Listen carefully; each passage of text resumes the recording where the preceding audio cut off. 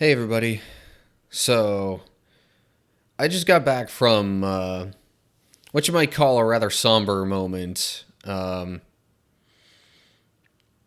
Basically, there was a family that's well known and loved um, in my church and the surrounding community who just tragically had two of their children pass away. Um, I'm not aware of the details of how. Um, I'm not even real sure on the ages of these children. I get the impression that they would have been like kind of early young adults, maybe like towards the end of college age. But um,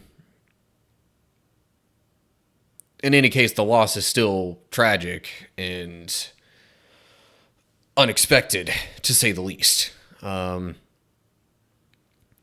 what I just got back from was a prayer service vigil thing, and what I found most striking about it was that there was just a lot of silence. It was opened up for people to pray aloud or, share some thoughts that they had, and there just really wasn't a whole lot of that time spent saying anything. I think it was like maybe 50-50 out of would probably wound up being roughly a half-hour event. I'm, and I mean, understandably so. What do you say in that kind of situation? There's nothing that you can say to make it feel right or even okay, especially not to the family who just experienced this loss. But in all this, my kind of thoughts and my prayer essentially that I was, kind of just saying quietly to myself, really in my own head, was I was just praying God's God's strength and God's love on this family.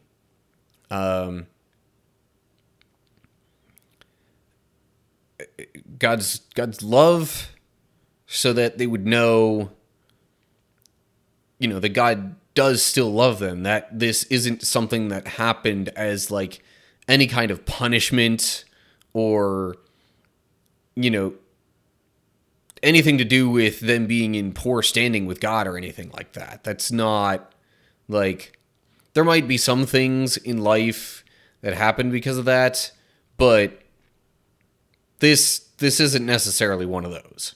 In fact, many of the things that, happen as a punishment from God are, maybe a loss of something that was bringing us away from God or whatever, but not these kinds of things. This isn't just no. In any case, I I wanted the I want the family to feel that they're still loved by God. And a lot of times that love ends up being felt just as much, if not more so, through the people around, which there were plenty of people there at this event. I mean, it was a very short notice kind of thing, but there were still over 50 people there, I would say.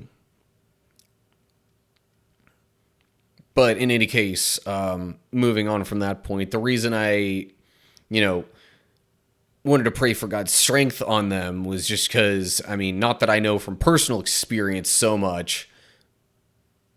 I mean, I've lost some older loved ones in my life, but nothing like this. So my prayer for strength really was so that, they would be able to still have a desire just to keep on living, to keep, doing whatever it is that they need to do to reach out and be as much of a blessing as they apparently have been. Because, you don't get that kind of love and community around you if you're not already doing that. So just strength to get through and, do at least whatever basic minimum needs to be done for them to just keep going. And whatever they need, strength for that as well, to whether it's to reach out to someone who they normally wouldn't and just, maybe be open and honest that they're really struggling with something and they need help. Even that takes strength that sometimes doesn't come from within ourselves. The Bible talks on a couple of occasions about, not relying on our own strength or our own understanding. And I think a lot of times when it comes to, preaching sermons and whatnot, these get communicated as sort of challenges for us, that, we need to just daily put away our own desires and ways of thinking and, seek after God in everything that we do. And while that is true, I think, the flip side of that coin doesn't necessarily preach quite as well all the time. The flip side of that coin being, that in tragic situations like this, not relying on our own understanding can actually be a bit of a blessing. It helps us realize that, whatever we're going through doesn't have to make sense. It doesn't need to have a broader purpose behind it that we can understand. It doesn't need to, fit into some little box where everything ends up all neat and tidy and working out for the greater good or for God's purposes or anything like that. See, those kinds of thoughts are how we tend to approach, or tend to want to at least approach, tragic events. We want to make sense of them. We want to feel like there's something good coming out of them to balance out the bad. But that's not necessarily the truth of the matter. Like, life is not all about balance. It's not a balancing act. That's not God's mode of operation necessarily. So when we free ourselves from that tendency to want to think that way, it can be a bit of a relief, honestly. And not that I'm saying this from personal experience or anything like that again, but I know, at least in my own head, that I have that tendency to try to, look for the silver lining or the positive side of things, or something that, takes my mind off of the negative aspect of it, and just the the tragedy of whatever it is. And then in terms of, relying on our own strength, I mean, obviously in these kinds of situations, the positive, bonus to that, there's the challenging side of the don't rely on your own strength coin, as in, don't try and, push too hard on your own. Don't try and do things outside of God's will and that kind of stuff that preaches really well. But there's, the flip side, the comforting side of it, that,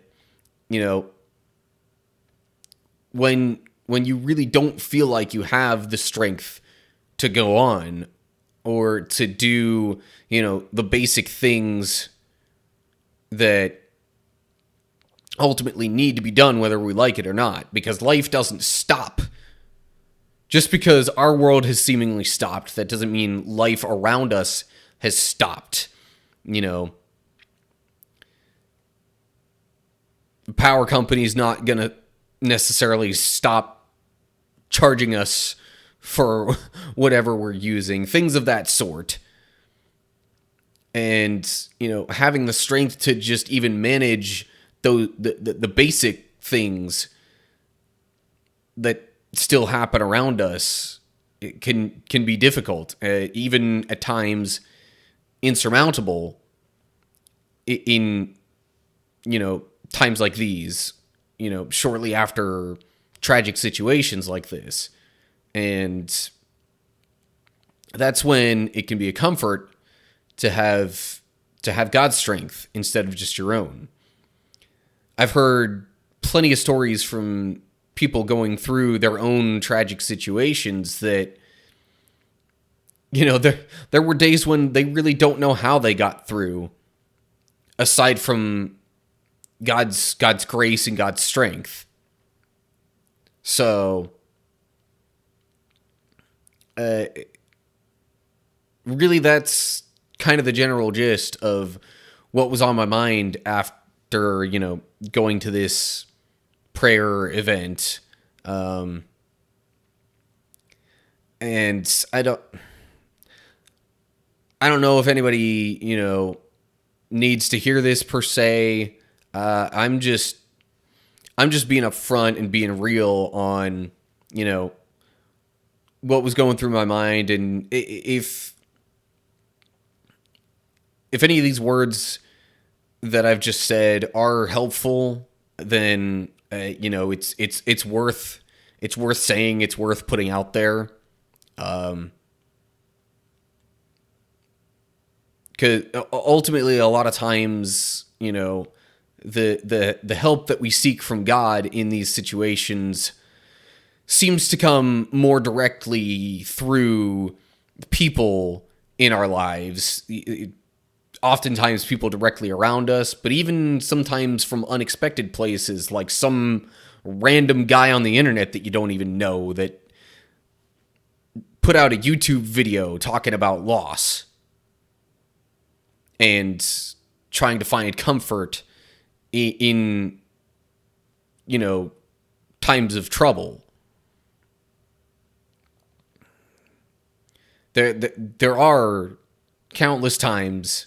Well, I'm sure they could be counted, but there are many times in the Bible where it talks about, God comforting us, comforting his people during their trouble, in the midst of it, and, not even just that, but helping to guide them through it. Not even always necessarily as a, all right, do this, this, and this, and you'll be out of this situation. You'll be done grieving or anything like that. But, more of a just, God being there and, giving that strength and that love that otherwise makes absolutely no sense. So anyway, if you're going through a similarly tough time, whether it's because of a loss or some other just difficult situation that you're going through, I hope that you also will find God's love and God's strength, and that ultimately you'll be able to continue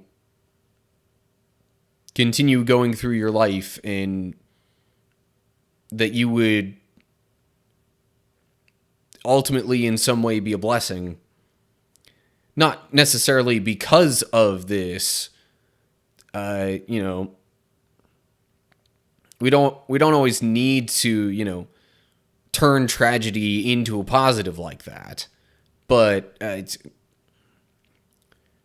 fact of the matter is, whether we know it or not,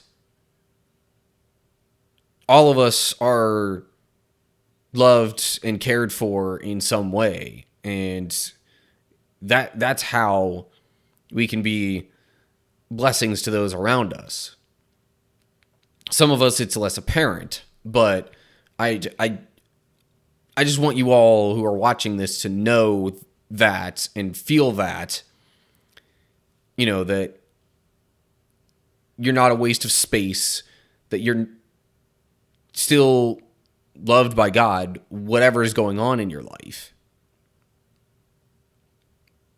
So, ultimately, I guess my prayer, my desire in that situation is not only that you would feel it, but that you would seek it. Sometimes we can't really find it within us to seek after, God and his word, his ways during these times, and we don't always need to, but as much as you can, that's what I hope for you, the viewers out there, and especially for this family that just had this recent loss. But anyway, I feel like I'm going to be rambling on at this point if I say much more. I've already drifted into, territory where I'm not being concise anymore. So anyway, I think that means I should probably end this off. So yeah, I'm not going to bother you with the usual, shameless plugs at the end. Just hope that everyone out there watching this can find, the love and the strength that they need to get through whatever they're going through. I mean, it doesn't even necessarily have to be some super tragic situation for you to feel like you're struggling. Whatever you're struggling with, I pray that you would be able to find whatever it is you need to get through that.